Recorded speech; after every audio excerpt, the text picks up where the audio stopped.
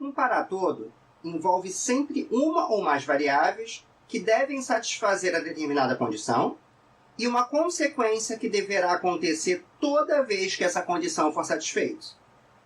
Nem sempre vai dar para fazer isso, mas um recurso que facilita enxergar se um para-todo é verdadeiro ou falso é desenhar a região correspondente a quando a condição está sendo satisfeita e a região correspondente a quando a consequência está sendo satisfeita. Aí no final você compara as duas e consegue enxergar se o para-todo é verdadeiro ou falso. O próximo exemplo ilustra isso acontecendo em um caso que não tão trivial assim. Então, aqui nós temos para todo x pertencente a R, tal que x ao quadrado é maior ou igual a 9, x maior ou igual a 3. Então, a condição do para-todo é que o x tem que ser real e satisfazer x ao quadrado é maior ou igual a 9.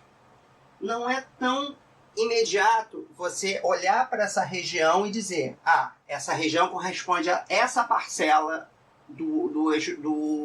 da reta real. Então, para determinar que região é essa, eu vou traçar aqui o gráfico da função x ao quadrado e o gráfico da função 9. Por quê? Porque o que me interessa aqui é saber quais são os x em que a função x ao quadrado está acima da função 9. Então, a região que me interessa, vamos primeiro marcar as interseções. É claro que se aqui é 9 e aqui é x ao quadrado, então esse ponto daqui é o ponto 3 e este ponto aqui será o ponto menos 3. E como eu quero os pontos em que a parábola está acima da reta, então a região a porção da parábola que me é relevante aqui é daqui, é esse pedaço, e também esse pedaço. Esses são os pedaços da parábola em que a parábola está acima da reta 9. Bom, quais são os x que correspondem a esses valores? É claro que o x em que isso vai acontecer serão os x em que eu tenho o x maior ou igual a 3. Reparem que o 3 satisfaz essa condição, porque aqui é maior ou igual. Então, o 3 está incluso nesse conjunto aqui, no conjunto que satisfaz a condição. E esse pedaço daqui também tem que ser incluído. Então, seria do menos 3 para cá. Então, essa condição aqui, ela corresponde a essa região em vermelho. Agora que nós já determinamos a região que corresponde à condição do para-todo, vamos determinar graficamente qual região corresponde à consequência do para-todo. Seria essa região aqui. Felizmente, essa daqui não vai exigir nenhum cálculo elaborado. É claro que x maior ou igual a 3 corresponderá à região que vai do 3 em diante. Então, isso daqui seria a consequência do para-todo.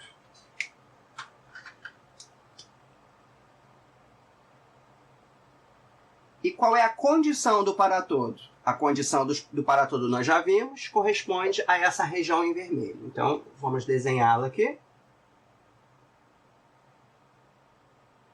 Menos 3 aqui, digamos. O 3 aqui. Então, reparem que eu estou desenhando, eu determinei graficamente a região que corresponde à condição do para-todo e a região que corresponde à consequência do para-todo. Uma em vermelho e a outra em verde. E agora eu preciso que, toda vez que a condição do para-todo for satisfeita, a consequência também precisa ser satisfeita. Então, será que é verdade que toda vez em que o x estiver na região vermelha, necessariamente o x também estará na região verde? Bom, se o x estiver nesse lado daqui, beleza, então ele estará na região verde. Porém, observamos que se o x estiver desse lado, ele não estará na região verde. Então, se observa que qualquer número nessa região será um contra-exemplo para aquela proposição ali. Então, eu posso dizer que essa proposição é falsa e escolher como contra-exemplo qualquer número nessa região. Poderia ser o -3, já que o -3, como aqui a bolinha é fechada, eu poderia escolher o -3 como contra-exemplo, porque ele está na região. Mas eu vou escolher aqui o -4. Então, proposição falsa, pois x igual a -4. É sempre interessante você fazer isso geometricamente, mas fazer a conferência algébrica, até para ter certeza de que você não errou nenhuma conta. Então, pois x igual a -4 pertence a R,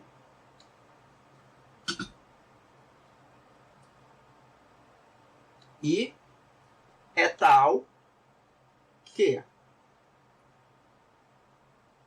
x ao quadrado igual a 16, que é maior ou igual a 9. Então, ele satisfaz a condição do para todo sim.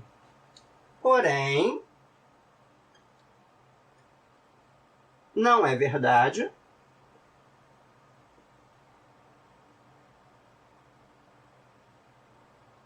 que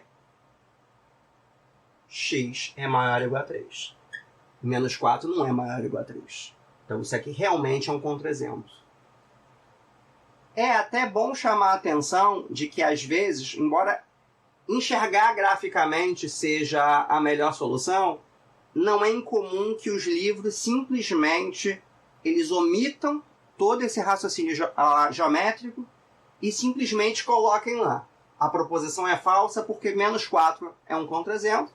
E essas 3 linhas, mesmo sem os gráficos, elas já são suficientes para você dizer que aquela proposição é falsa, realmente. Porém, o entendimento real do que está por trás dessa proposição, ele vem desses gráficos. Então, por isso que sempre que possível, é bom você traçar esses gráficos para entender, ainda que, do ponto de vista técnico, somente essas 3 linhas resolvem. Já te convencem que essa proposição é realmente falsa. Cuidado para não confundir a condição do para todo com a consequência do para todo. Lembrando que a condição do para todo é onde tem o símbolozinho do para todo. Então, nesse caso, a condição do para todo é essa daqui. X pertencente a R, tal que x ao quadrado é menor ou igual a 25. E a consequência do para todo é o outro lado. X menor ou igual a 5. Então, nesse caso, a condição do para todo é que x é real e x ao quadrado é menor ou igual a 25. Então, de maneira similar ao que nós fizemos no exemplo anterior, eu vou traçar o gráfico de x ao quadrado e traçar o gráfico da função constante igual a 25. A interseção, evidentemente, acontece aqui em 5 e aqui também em -5. Como eu quero que x ao quadrado seja menor ou igual a 25, o que queremos é que a parábola esteja abaixo da reta. Então, nesse daqui, a região que me interessa é essa região aqui.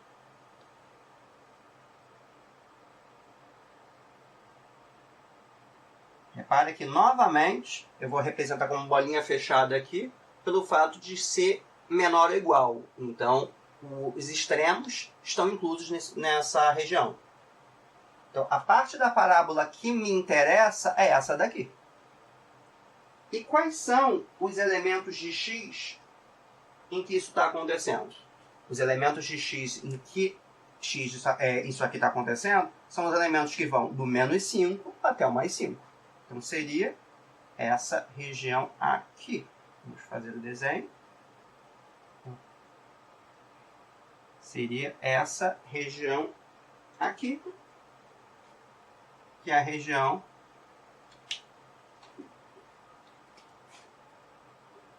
em que o x ao quadrado é menor ou igual a 25.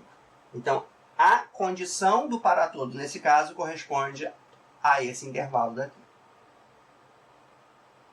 Então, nós já temos aqui a condição do para-todo. A condição do para-todo, ela corresponde ao intervalo menos 5 e 5. Então, essa é a condição do para-todo. E qual é a consequência do para-todo? A consequência do para-todo, ela é x menor ou igual a 5. Que, felizmente, ela é fácil de você determinar. A condição x ser menor ou igual a 5, ela corresponde a essa região aqui. Essa daqui seria a consequência do para-todo.